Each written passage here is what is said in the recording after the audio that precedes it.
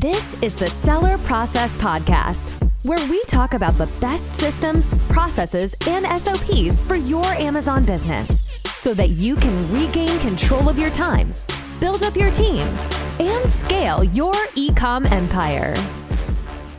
Hello, entrepreneurs. If you are looking for a proven and tested strategy to systematically grow your business by consistently launching new products in a fast and risk-free way so that you can scale your brand to the next level, then this episode is for you. Our guest today will share with us a method his agency is using to scale multiple brands, leveraging the power of micro-testing. I'm talking about Jayce Broda, the managing director of Seller Interactive, a marketing firm born in Toronto, which has become the city's leading digital marketing agency in e-commerce intelligence, sales optimization, and marketplace management. Hey, Jayce, how are you doing? Thanks for being here. I'm doing great, Gianmarco. Thank you for having me. Awesome. So I'm excited about this topic because it's something that many people are talking about, and it's a strategy that I really agree with, because it's something that actually I'm using with my own brand, and I didn't know it was called micro testing. So unconsciously I was kind of doing a very similar strategy, but now I'd love you to, first of all, start off with letting people know what is this about, because they might not be familiar with this term. And can you share with us, more, and what are the benefits of implementing this strategy? Sure, happy to do that. So micro-testing is really the process of testing your listings, product launches, product research, whatever business solutions you need to be successful with the least amount of time and resources added to that process. This really stems from the message that our agency has been really blasting to anyone who will listen. The secret to e-commerce, really anything in business when you're selling a product, is to simply launch more products. And it's a simple analogy I like to use with baseball. When you play baseball, you have 3 at-bats, and you're trying for a grand slam every time, right? At least that's the romanticized notion of how to be successful when you're launching products on Amazon. And what we've learned is that I don't want 3 at-bats. I want 50 at-bats. I want 100 at-bats. And if you and I are playing against each other and you have 100 at-bats and I only have 3, chances are you're going to hit multiple home runs, at least lots of singles and doubles in that process, right? So that's really what we want to do. The problem with that is that unless you're an established brand that already has a budget and you already have a team for product development, that's all they do every year, like we do. We launched 16 new ASINs last year alone. That's a really tough ask for businesses that are small, they have some momentum, but they're trying to scale. So micro-testing really is the solution for that.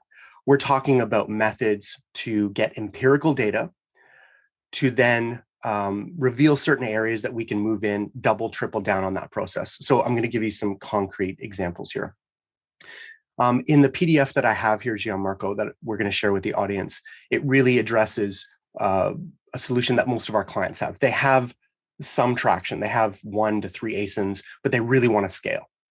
And so we leverage that. We say, okay, if you have a product in this category, we'll use one of our own in-house brands called Kitchables. It's a line of kitchenware, mostly double wall thermal insulated cappuccino cups. And we want a micro niche, a micro strategy. We want to narrow down. I don't want to take on all kitchenware. I don't even want to take on all coffee cups. Way too big.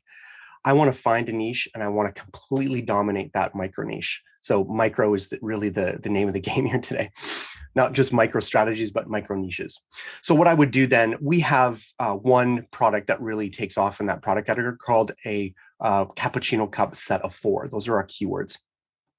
And instead of using that revenue to then launch a teacup or a tea kettle or saucers or something else within that vertical, we want to stick with thermal-walled, double-wall thermal insulated cappuccino cups. And what that does is a massive benefit, because if you go on Amazon.com right now and you search double wall thermal insulated cappuccino cups, I know it's a long word, but it's still very competitive. we're not just like in the top, I don't know what we are today, I haven't checked recently. We're not just in the top 5, but we're going to be, top 5, 6, 8, 11, 14, multiple times. You're going to see multiple versions of that same product completely dominant. So people say, I want to be Pepsi over Coke. I want to be Coke over Pepsi. Nonsense. I want to be Coke and Pepsi. And on platforms like Amazon, which are largely search engines at their heart, you're able to do that in ways that you couldn't do that decades past. So just to flesh that analogy out or that example out a little more, we will launch multiple products of that cappuccino cup that some have a handle, some have no handle, some are a slightly different shape, some are a little taller, some a little smaller, all that kind of stuff.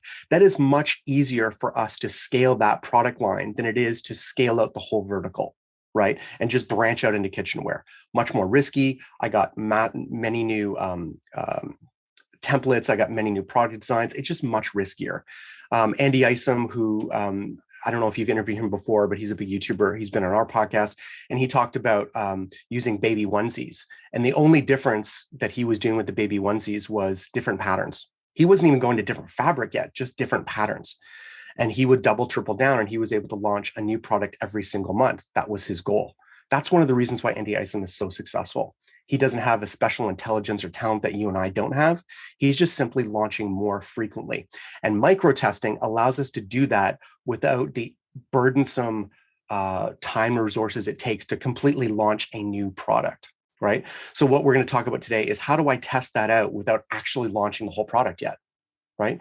So one example is if you don't have any products at all, or you want to start a totally new brand, but you don't want to go through the expensive, time-intensive process of actually launching that product yet, is to come up with a mock-up. Get your graphic artist on your team or someone from Fiverr or something like that to basically illustrate your basic idea, right? So it needs to be visual, a product that its differentiation is baked in the visual headshot, in the visual hero shot, or the main product image.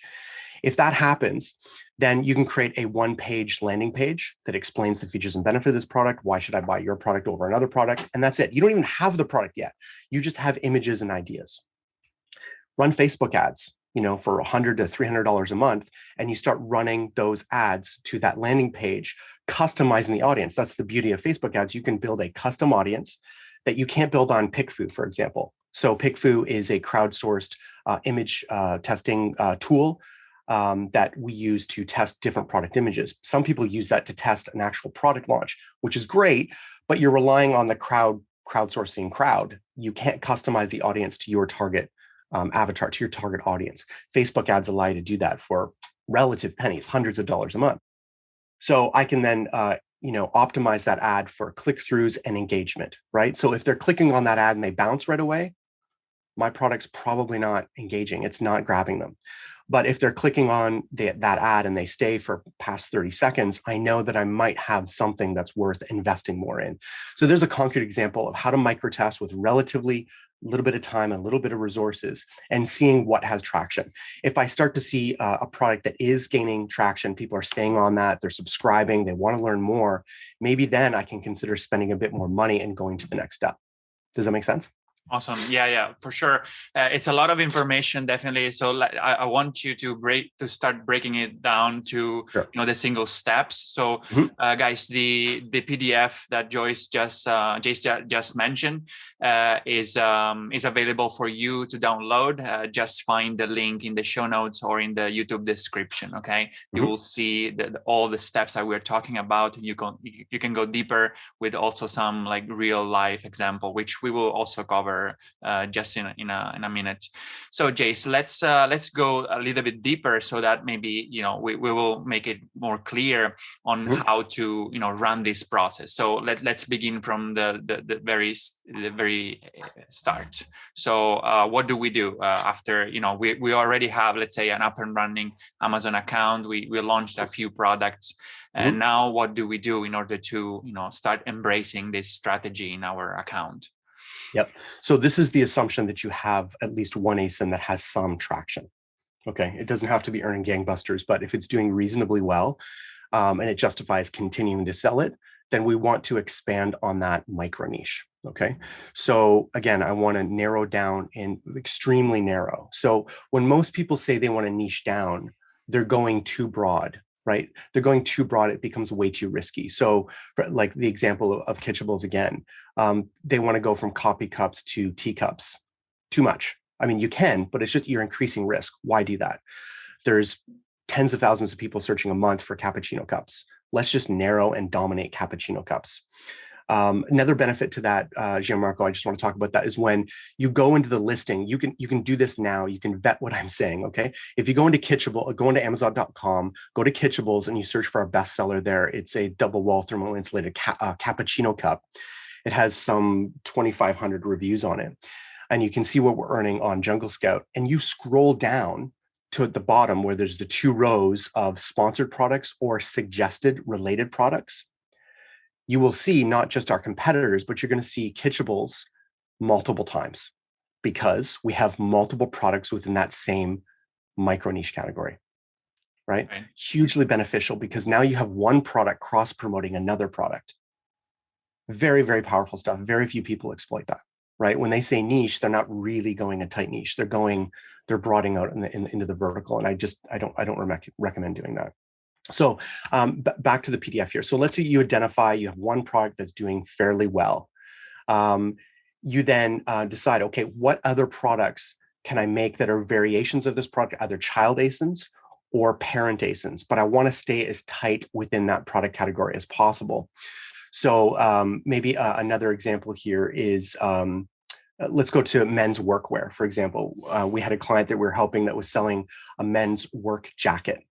And he had parent ASIN and multiple, I think almost 12 child ASINs. These were different colors of the same fabric. But we wanted to get him to branch out. This is one product that's doing very well. So now he decided to come up with almost the identical jacket, but now it had DWR technology or water resistant technology within the fabric. Not waterproof, but certainly water resistant. Instead of making a child ASIN of that parent ASIN, he made a separate ASIN. Why? Because the waterproof technology or the water resistance is a keyword that was worth or merits gunning for. It merits making a separate parent ASIN for, because we want to rank for that keyword, right?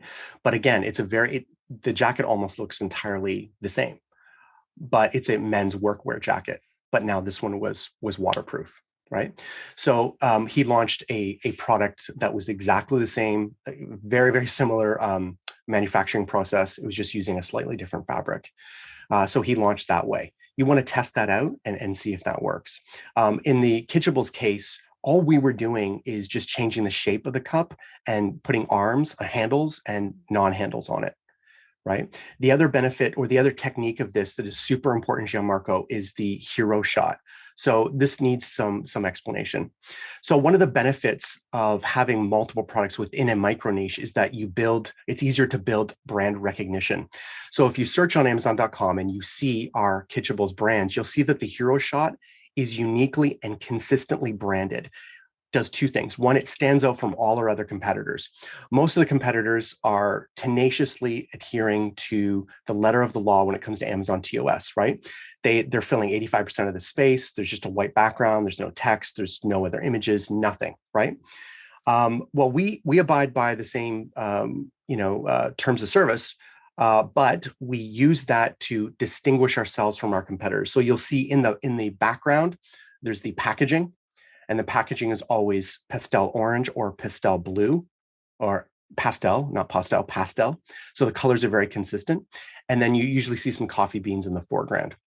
So we are pushing the envelope a little bit, but nothing has ever been taken down. Nothing's been suspended. Nothing's ever been delisted, right? But the most important thing is that when you search cappuccino cups, you're going to see our cappuccino cups consistently stand out among all the other competitors, and you recognize multiple Kitchable products all within the same top page. And you can do that because the hero shot is consistently branded, same colors, same layout. Very powerful stuff, right? If it were different, or if it were the same as everyone else's, how do you distinguish yourself? How do you stand out? Right? It's a massively missed opportunity. If I had, cappuccino cups and teacups, for example, it's harder to make a hero shot that's consistently branded. the images start to look different, right? True. So massive advantage there, and it's a technique you definitely want to exploit. Yeah, very interesting. These are like great insights. Just in a nutshell, basically, step one for you guys will be to identify a product that it's already performing fairly well in your account, and then start going very, very deep in that specific micro niche. So we're talking about one long-term keyword that you can dominate. Okay, here we don't want to compete. As he said, I like that analogy. You want to be Coke or Pepsi? No, we don't. We want to be both Coke and Pepsi. Okay, we want to dominate that niche. In order to dominate it, we have to, have multiple listings with all that kind of variation, so that we can fill out as much space as possible in that page one in that specific keyword. These are a very smart strategy that I've seen working very, very well, actually, in several cases. So that's step one. Okay, so what do we do after we identified this product? We are committed to launch several variations of these products. Then what do we do next? So now you go to the next step is manufacturing. Of course, you want to go to your manufacturer. This is why it's really beneficial to start with a product you already have. You already have that manufacturing relationship. If the what's the word? It's not a template. It's not a stencil. It's what's it called? The mold. That's the word I always forget. If the mold can be use the same mold or a variation of the mold, it sometimes can be cheaper. In some cases, not all. You don't have to use a different mold. That can bring your costs down. Again, micro-testing. We want to save time or resources. But if that's not the case and you have to come with a different mold, you still have other benefits to that relationship where you can say, look, you can go to your manufacturer and negotiate. I am looking to expand this line. We've had a good solid relationship up until this point. What type of cost saving measures can they give us if we promise X number of units to be bought within a certain quarter, for example? There's other things you can do. Is you can offer to pay before you see your quality control product or after. Once you have that relationship, there's ways to save on costs because they know you're committed to a long-term relationship. Harder to do when you're starting with a new manufacturer. So there are ways to reduce your costs. I also want to, once I've got that mold made, that new product made, I want to ship the least amount of units possible that manufacturer will allow for. I then want to ship by sea to save costs. I don't want to ship by air if I can avoid it. In some cases, you have to ship by air with the way shipping is going. But that speaks to your ability to sales forecast. But in the earlier stages, it's just not as much of an issue. So I want to ship by sea and save those costs. And at this point, you don't really have to worry about shipping to a 3PL or anything like that. You want to get those up on the FBA warehouse as soon as possible and see how they sell and test that out, right? So again, I want to do this in small batches. I'm micro-testing. This is not a massive product launch. I want to do this multiple times, so I have to keep my costs down. So once I do that, I'm going to get it onto FBA and sell it and see how it goes. Now, what I want to add to that though is I want multiple titles and multiple hero shots to test, right? I don't want to come up with a beautiful, sexy product image, great copy, throw it up, and then hope it takes off. I want multiple versions of it, and I want to test and rotate that as much as I can. Make sense? Okay. Yeah, for sure. That's best practice, obviously, to make sure that we're using the best performing main image for sure. So I would like to finish with the process first, and then we can have a few other questions for you. So what's after there's anything else we need to add after we're dealing with production? Any other best practices or how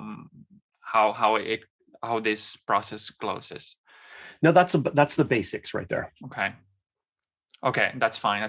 So then basically, do you have any ways to systematically track the performance or the success of this experiment or these tests somehow? Yeah, I mean, Yeah. in the early stages, I'm speaking to people who are relatively new to Amazon or they don't have a lot of revenue yet. So you want to do this manually, right? If you have a VA from the Philippines or something like that can help you with that, this is testing that you're doing manually. As an agency, we have our own proprietary tools to do this at scale. But I would just be testing hero shots, titles, copy. I wouldn't get into too deep into A plus content at this point. Again, I don't want to spend that much time or resources on it yet until I'm starting to see traction. But I just want to test those two things, the hero shot and the title. Again, with the principle of micro testing, I want to do this so many times. I can't do that if I'm combing over, bullet point copy and lots of A plus content. Got it. Okay. All right.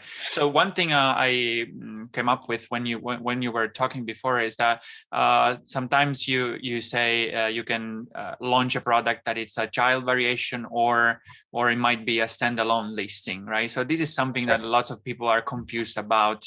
Do you have any guidelines on when should we create a standalone product and when we should put it as a child variation?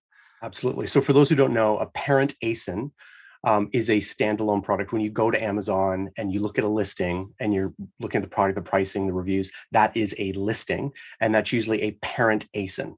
A child ASIN is when you look on the top sort of right-hand side where you might see different variations, different sizes, different colors, maybe different fabric, or maybe quantities, set of 4, set of 8, that kind of thing. So the question is, should I create variations under the parent-child structure, or should I create a separate parent ASIN, which is a completely separate listing? So as I alluded to before, if you're talking about size, quantity, or color, generally that is a child ASIN. Now, if you're talking about a feature that has a keyword associated with it, I generally want to create a separate parent ASIN and compete for that keyword. So if you're having a coat that has a hood versus no hood, that's a separate parent ASIN. But if you have a coat with just a different color or a different size, that's a child ASIN. Okay. Now, having said that, there are exceptions, right? If you look at Kitchables, we found that cappuccino cup set of 4 versus set of 8 was a keyword that had fairly high demand. So we created separate ASINs for those instead of having, drop down menu in child ASINs. We tested both and we found for a time it was better to have separate ASINs. That can change. That's why testing is so important, because what works now may not work 9 months from now. Nice. Yeah, very interesting. That's a great tip actually that we can all apply. So basically colors or sizes or number of packaging, it could be added to as a child variation. Instead, if you have like a keyword that specifically targets a feature of that product, you might want to set it up as a standalone listing, because then you will benefit from ranking in that specific keyword. That makes sense. It's a great tip for sure. Another question I got for you is that you are suggesting to create multiple variation of the same product in order to dominate that micro niche, right? So I'm wondering at what point enough is enough? Like when should we stop? Because at some point maybe we run out of ideas or type of variation, depending. If it's a very simple product, there is not much you can do other than adding quantities or changing colors maybe. So what's your take on that? Yeah, drilling down into a niche category isn't always feasible in some categories, but it is very frequently. I think you have to take into account the life cycle of a product. So you may have a product that's a fantastic home run, but 3 years from now, it won't. It just, interest on it dies away. Every product sort of has its own life cycle. So you may find that you may feel you've exhausted, product categories within that niche, or products within that category. But wait 18 months, things may change. You may have a product that was really doing well that's not doing so well now. So I don't find it very often at all that you simply run out of product opportunities. If you're brainstorming and you're testing, there's usually always something else that you can launch that is helpful, that people want. But understanding your community is probably the number one piece of advice. So for example, we're starting an outdoor brand that is geared towards hikers. And one of the people on my team was saying, well, this product would also be good for the hunting community. And I was like, no, hikers and hunters are very, very different people, right? In fact, because I do both, I know that sometimes those communities are in direct conflict. Like out in the bush, there will be some hunter harassment or hiker harassment or something like that. It's not good. These communities have completely different worldviews. So if I really understand the hiker community, I understand the kind of things they want, how they view the world. And I've never found a time where I've ran out of product ideas. I may launch products that don't succeed for sure all the time, but I don't run out of product ideas. But I would just say that the more practical or the more realistic outcome is that a product its life cycle has just ended. And no amount of listing optimization or no amount of child ASINs is going to resurrect it. It's just not hitting a product need at this point. Nice. Okay. Got it. For sure, there are tons of opportunities and they vary over time. So definitely we should always keep an eye for that. So I'd like to close the episode by, sharing a few of like applications of this strategy to brands that you're familiar with, you're working with, because I think it might give people some ideas and perspective on how to use this strategy in real life. So can you give us some example on how you apply this strategy to your clients? So let's go with Go Hydrate. So for most people who work in an agency, you know that you have to sign confidentiality agreements, and a lot of brands don't want you talking about them publicly. This is why most of the time we're talking about our in-house brands. But Go Hydrate has been quite generous and allowed us to provide case studies. So you can see it on our website, sellerinteractive.com. So Go Hydrate started, and it's a pretty, not all clients are this dramatically successful, but they had less than $10,000 in monthly revenue. And within 10 months, we took them over $85,000 in revenue. And there's no one reason they were successful. I would love to reduce it to one simple thing, but it's, as most people know, it's more complicated than that. One thing is that Go Hydrate was very aggressive on their off Amazon marketing. They had wonderful partnerships with influencers. Go Hydrate is a flavored water energy drink, right? For, again, hikers and fitness people who want to get hydrated, but they don't want to drink boring, bland water, right? So it's flavored water, no sugar, that kind of stuff. Very, very competitive on Amazon. And we took them from doing quite poorly to very, very well. So one of the big things that people can understand that benefited them from a micro-testing point of view is that listing was heavily tested on a 72-hour basis. So we would be rotating hero shots, titles every 72 hours. And the more they sold, the more frequently we were testing, right? So in the very beginning, we might only have 3 options that were rotating once every other week or so. But as they picked up momentum, we're testing at a more frequent pace. Also, the big thing, and it's happening less so now, but it's still a pretty big factor, is a lot of sellers are just not optimizing for mobile, right? So if you're on a mobile device, this screen, or you can't see it because of my screen there, but on a typical iPhone, it's what, 4.7, or no, it's like 5.2 inches screens or something like that. Consuming data on that screen is dramatically different than on a desktop or laptop. And more people are buying on mobile. It's now the dominant platform for people to buy on Amazon. So I want my content to be optimized for a mobile experience first. That comes to how the video is shot, how the images are shot. If I have to pinch and zoom to see the image or read the text, you failed, right? So this comes down to all the product images and the A+ content for sure, right? So, and for me, I know that people don't want to think. Don't make me have to engage in reading comprehension, right? I should understand what I'm looking at within 3 seconds, and I should understand why it's going to benefit me within 3 seconds. So if you go back to Kitchables as an example, you'll have versus or comparison shots, right? So our thermal cappuccino cup compared to a boring mug. Our cappuccino cup versus the dishwasher.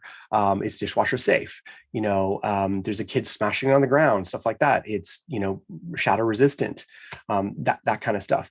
When you look at that, Gianmarco, you know right away how it's going to benefit you. You didn't need to read about it and think about it. Don't make me think. Don't confuse me. That's a huge thing. And I think people know that intuitively, but they don't test it. They put something up because they think it looks good, it looks sexy, it looks good, it looks exciting, but it doesn't sell, right? So it doesn't matter how good it looks if it doesn't sell. And the only way you're going to know it's going to sell is if you test. So Go Hydrate was successful in large part because the listing was constantly being tested. And it was being produced in a way that I knew our buyers were consuming that content. In this case, it was largely mobile, right? So big advantage for a lot of people because they know it. Like I know when listeners are listening, it was, oh yeah, that's obvious, I know it. But the people who executed on it well are few and far between. That's the truth. Yeah, excellent.